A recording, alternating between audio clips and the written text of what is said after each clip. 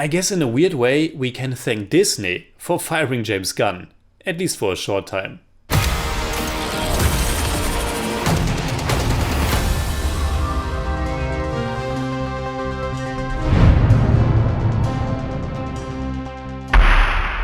Servus Freunde, my name is Jimmy Cage and The Suicide Squad is the newest DC superhero film that's obviously based on the DC comics of the same name and kind of a sequel to David Ayer's 2016 version, but also not really. It features some of the same characters, but can be seen as just another crazy mission for another team of bad guys that's not really connected much to the first film and also doesn't require you to have seen it.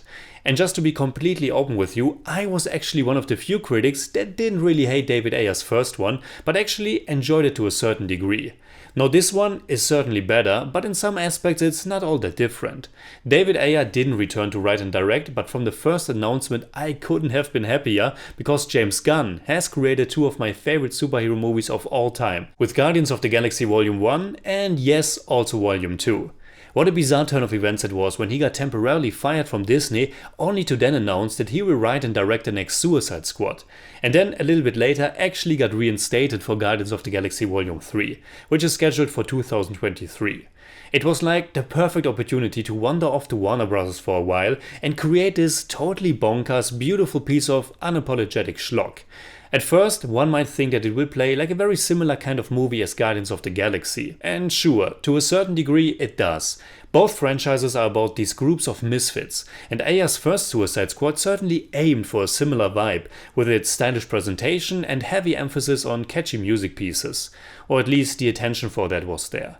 And if Gunn was able to give us a talking raccoon and tree and make us really care for them, the jump to a giant humanoid shark in this one isn't too surprising. And still, one shouldn't expect another Guardians of the Galaxy movie only in the guise of DC's Suicide Squad. There's a strong kinship, from the use of popular songs, some of the humor, to familiar casting choices, and of course the overall pretty bonkers and creative attitude when it comes to storytelling, character work and filmmaking. But the Suicide Squad is its own beast. It's a brutal, R-rated, anarcho-comedy action romp that doesn't want to hide its passion for bad taste, splatter and genre schlock. From the great opening sequence, it's established that this will be different and totally out there in terms of the characters, the humor and violence. In many regards, it feels like James Gunn is going back to his roots and having a delight while doing so. And not just going back to his first two films, the horror comedy Slither and the very violent, offbeat superhero movie Super, but even to his writing credits for Lloyd Kaufman's low-budget independent production company Troma. Only that the Suicide Squad appears to be a sleazy, oddball, low-budget gorefest in the guise of a big-budget commercial superhero film. It reminded me a little bit of the Tarantino Rodriguez passion project Grindhouse, specifically Planet Terror. It's at home in the man on a mission subgenre.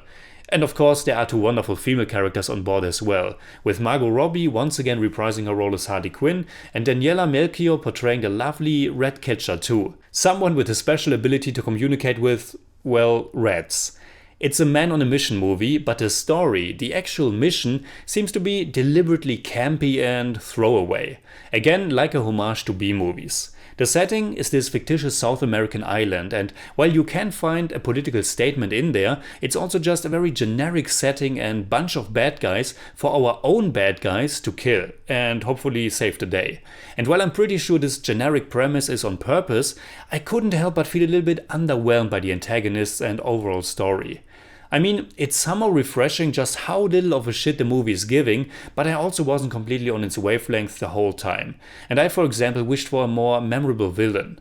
I mean, the one our squad is fighting in the end is pretty amazing, but that's a different thing. Another difference to Guardians of the Galaxy is that our team here really does contain of pretty bad guys, which is so hilariously shown in an early killing spree that turns out to be way different from what our guys have anticipated. The humor and violence are more crude and explicit, which can be a lot of fun, and the overall tone is way less sentimental and heroic. There's less heart and humanity to the characters and overall tone of the movie, which is fine because this is not Guardians of the Galaxy, but I can't deny that I wish the movie would have been a little bit more emotionally engaging. At the very end there are some sweeter moments, but the turn of our squad to decide to save the day also seems to be a little bit out of the blue, and to call any character development of it something of an arc would probably be a stretch too. The movie doesn't really want to tug at your heartstrings, yet I feel there was some potential there to let us get closer to these misfits. And talking about our group of anti-heroes, James Gunn was eager to fill the squad with more obscure and unknown villains, and he did a terrific job. All of them have their moments to shine, and the casting is really so much fun. From the smaller to the bigger roles, it's a delight to see these actors on screen and give life to their very bizarre characters. I thought Idris Elba and Joel Kinnaman could have been even better, but Margot Robbie gives another fun performance as Harley Quinn. John Cena, as expected, is an absolute standout as Peacemaker, and I can't wait to see him in his own little miniseries, which is also created by James Gunn. And he already mentioned Daniela Melchior is also very sweet as Ratcatcher too, a character that is able to give the movie at least a little bit of warmth. And David Dastmalchian as Polka Dot Man and Sylvester Stallone as King Shark should be mentioned as well. The Suicide Squad is great fun, and it's also great fun to see how much of it was done with practical effects. But I couldn't help but also feel slightly underwhelmed at times. Just a tiny bit. I was honestly surprised by the number of jokes that fall flat, and while the movie feels very much like an actual comic book at times, with some creative back and forth in the timeline and the unapologetic cartoonish violence and story tropes, I also missed a little bit more drive and adrenaline. But what the movie lacks in that regard, it makes up with some truly beautiful and creative moments that underline James Gunn's ability as a stylish filmmaker.